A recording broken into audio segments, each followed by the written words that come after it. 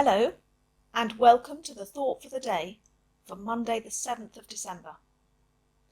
In a moment I'm going to read the first chapter of 1 Thessalonians from the Message translation. But first, by way of some background, Thessalonica was, and still is, a commercial port, the second largest city in Greece, the capital of the region of Macedonia. Located on an ancient Roman highway, it was already, in Paul's time, a large, self-ruling, multicultural city with a mix of pagan religions, a hub for international trading, a challenging place for Christians, but especially the first Christians. Perhaps we can relate to similar multicultural environments today. Paul and his companions had established the church in Thessalonica during the second missionary journey in 51 AD. But they had to leave in a hurry when their lives were threatened by unrest and opposition to this new message, compounded by Paul's previous reputation.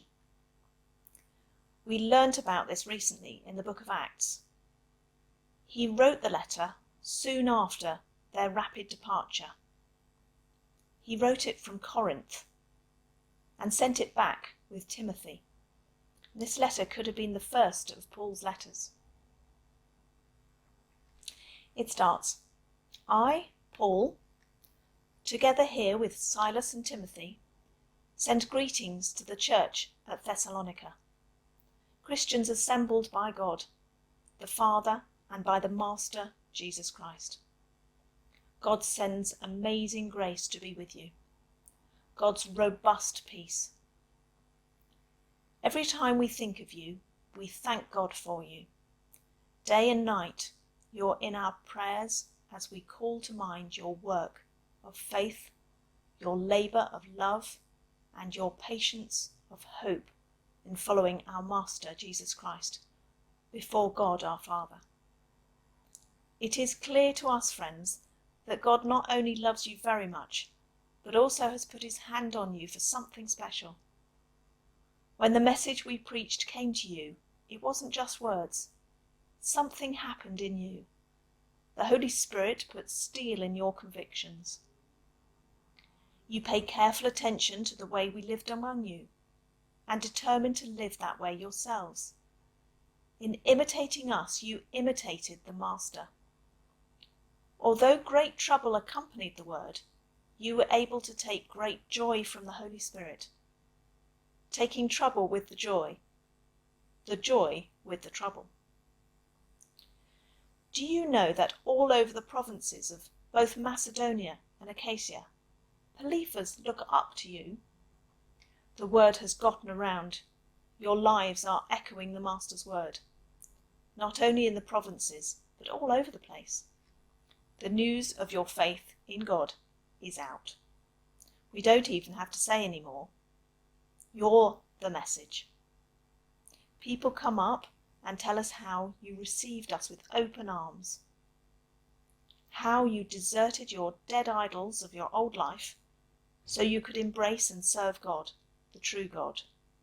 They marvel at how expectantly you await the arrival of his Son, whom he raised from the dead, Jesus, who rescued us from certain doom.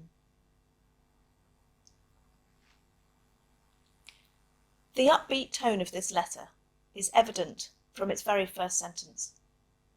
He wrote to encourage and reassure young believers during persecution with affirmation and thanks for their faith and their good reputation. How encouraging it must have been for the Thessalonians to read those words. In this chapter, Paul, having started with a tone of thanksgiving, goes on to an overview of the whole chapter as one of celebration of their faith, their love for others, and their hope in Jesus, despite persecution. Then he urges them to go on working quietly while waiting in hope for Christ's return. With our recent return to the second lockdown restrictions, and with the leftover annual leave that we were required to take from work, it gave us in our home the opportunity to do yet more household decorating. I find this inevitably leads to sorting out those forgotten spaces and items. I found a file of special letters that I'd kept over the years from friends and loved ones. Handwritten letters are a rarity these days. Of course, I sat on the floor in the corner of the room and read through some of those most precious words written to me long ago, messages of love and encouragement. So similarly, how inspiring, how affirming. I was able to read these words again and again, many years after they were written, by people who knew and lived out this message of love, gave me hope to this day, and supported my faith. Paul goes on to remind the new Christians in Thessalonica that we are chosen by God for a special purpose. A new concept and difficult to grasp even by Christians today. Our faith is not elected or earned, and then our response is one of obedience. He reminds them of the power of the Holy Spirit in their lives, in the midst of their persecution and suffering, and that Paul and his companions had demonstrated it and lived it when they were among them. Christian example is key to our sustained faith and Christian growth today, especially in the midst of suffering. Having commended them for their faith, with a very personal start to this letter, some doctrine was required, almost as an aside, and later chapters of this letter. This is to answer those questions that had arisen after their hurried departure. So in our current situation, I hope and pray that you have been able to give and receive encouragement from each other. Perhaps you will have the opportunity to reach out or respond today with the help of the Holy Spirit, by your example, or maybe a written note of love, giving hope, supporting faith, as we approach this Christmas time. Perhaps a verse included in your Christmas message.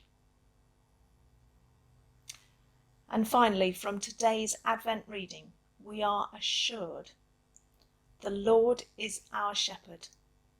He restores us, he guides us, he comforts us, and he loves us. God bless you.